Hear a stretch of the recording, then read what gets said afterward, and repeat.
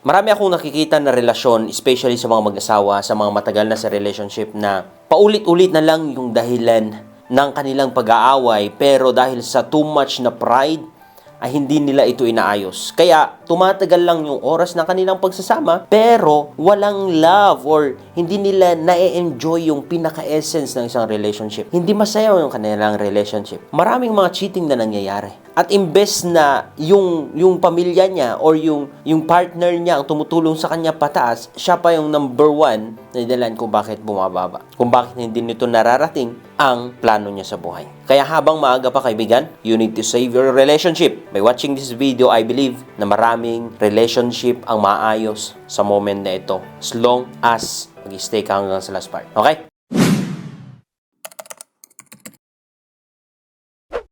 Okay, so number one na dahilan kung bakit nasisira ang isang relationship ay dahil sa lack of communication. Walang effective na communication. Lumingon ka sa paligid mo. Kahit sa trabaho, sa pagmamaneho mo, kailangan mo ng magandang communication sa ibang mga driver para hindi ka magbanggaan. Even sa mga barko, kailangan mo makipag-communicate sa iba para hindi ka magbanggaan. Or ang point natin dito, kailangan ng communication para mag-work out ang isang relationship. Ito ang isang missing sa karamihang relasyon ngayon kung bakit bihirang nagtatagal dahil walang effective na communication. Panay assumption. Panay ganito.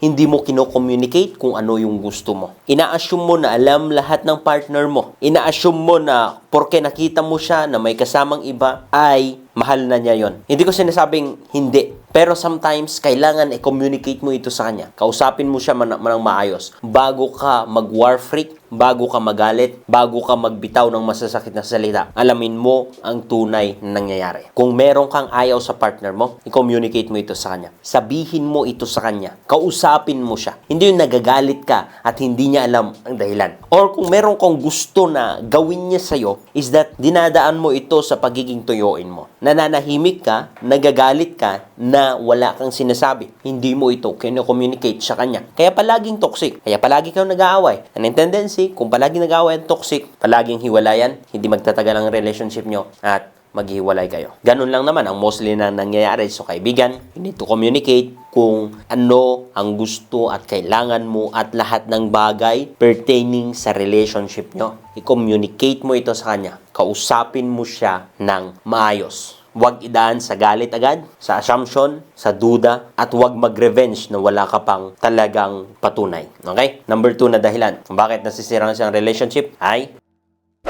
pride. I don't know kung may relasyon na hindi dumanas dito. Pero alam nyo, nakita ko ang pinaka-key para ma-enjoy nyo ang relationship is humility, humbleness. If both of you ay ma-pride, walang magandang mangyayari sa relationship nyo.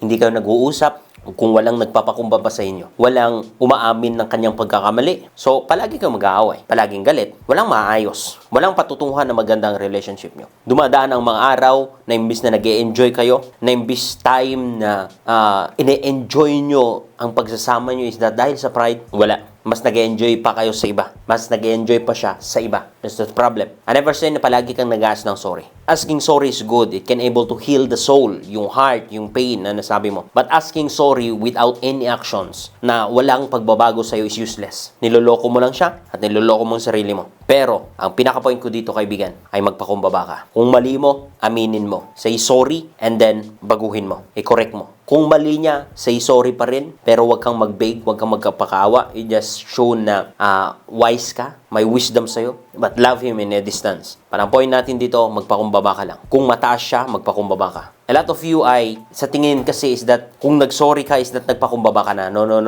Kasi minsan, kahit nag-sorry ka, nagbitaw ka ng salitang sorry, pero binabato mo siya ng masasakit na salita, hindi yung pagpapakumbaba. Kaplastikan yun. Ang tunay na nagpapakumbaba is to accept na nagkamali, is to accept na mayroong pagkakamali at willing na magpa-correct. So please kaibigan, kung gusto nyo ma-enjoy ang relationship nyo, kung gusto nyo na hindi napapatagal yung pag-aaway nyo, magpakumbaba ka, ayusin mo, lumapit ka sa kanya. At make sure na i-accept mo ang kanyang pagsusori. I-accept mo ang reality na both of you ay nagkakamali, na meron siyang magpagkakamali, na meron siyang mga imperfections, na meron siyang mga flaws na kailangan na tanggapin mo. So kaibigan, be humble. Number 3 na sumisira sa relationship ay pagiging ungrateful. Kapag hindi mo alam ang maging grateful sa partner mo, sa kanyang nagagawa. Panay negative na lang ang naha-highlight sa'yo. Panay negative na lang ang napapansin mo. Though alam mo na you need to appreciate kung anong magandang nagawa niya. Pero panay negative na lang or panay mali niya lang ang napapansin mo. You are toxic actually. Sa tingin mo siya yung toxic, mas toxic ka. Being ungrateful sa isang relationship ay hindi po nakakatulong. And to be grateful sa isang relationship, it means na i-appreciate mo yung partner mo. At kapag na-appreciate mo yung partner mo, ma-appreciate ka din niya.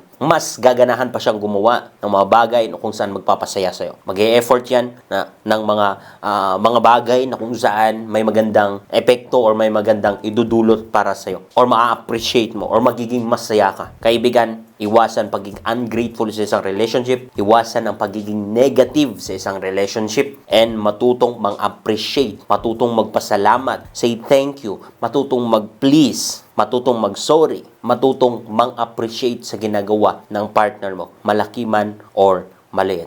And you will see na merong magandang mangyayari sa relationship nyo. It's a miracle ang mangyayari. May miracle na mangyayari sa relationship nyo. Okay? Proceed na tayo sa number 4. Ay. Bisyo. Kahit ano pang klaseng bisyo yan. Kahit sabihin mo pang bisyo ng pagmamahal or sobrang pagmamahal. Sinisira nito ang sa relationship.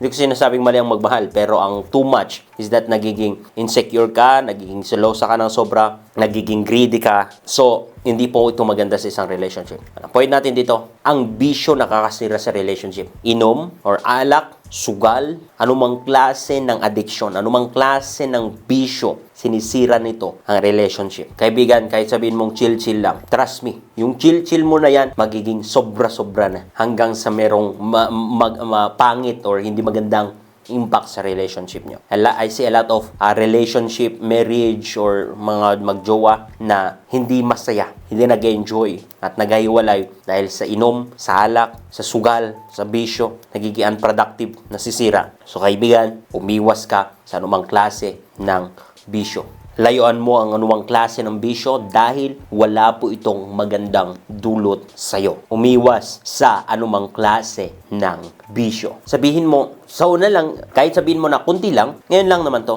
Ang kunti, palaki ng palaki. Hanggang sa hindi mo na mamalayan, ay nauubos na ang mga resources mo. Even your health ay nasasakripisyo na. So, lumayo sa anumang klase ng bisyo kung gusto nyo na ma-save ang relationship nyo. At ito pa, mahabol ko pala. Ito ay isa na sumisira talaga sa relationship. At ito ay isang klase din ng bisyo ay ang panonood ng porn. Porn is very toxic. Sinisira nito ang isip mo, ang view mo about sa relationship. Nakala mo ay kung ano yung napapanood mo ay ganun din sa actual. It's not. Sa porn na pinapanood mo, there's no love involved. It's pure lust. Kalibugan lang. There's no love. Okay? Leave it. Flee from it. That's not good. Okay? So number 5 na pinaka dahilan, na ito talagang dahilan kung bakit maraming relationship ang nasisira and marami ang bulag sa katotohanan. Hindi alam ito. Si Satanas. Walang ibang ginawa si Satanas, John chapter 10 verse 10, I believe, to come, to kill, steal, and destroy. Sinisira ang bawat relationship, especially ang God-centered na relationship, especially ang relationship or ang tao na kilala ang Diyos. Kung hindi ka kilala ng Diyos at kakampi ka ni Satanas, there's no problem with that. Ikaw mismo sisirain mo ang relationship nyo without Satan. But trust me, if you give your life to Jesus, Satan will come and destroy your relationship. That's why you need to walk with God. You need to walk with Jesus. You need to walk with His Spirit. Establish a relationship with Jesus, with His Spirit. And the Spirit will help you. As says in your Bible, nakasulat, the Holy Spirit will teach you on what you should do. The Holy Spirit will protect you from any attack of Satan. So kaibigan, yun ang pinakamatindi. Satan will send someone na mang-akit sa partner mo, babae, lalaki, pera, atensyon, anuman, para lang manakaw siya sa piling mo or para masira ang relationship nyo. Kaibigan, be strong in God, keep in praying,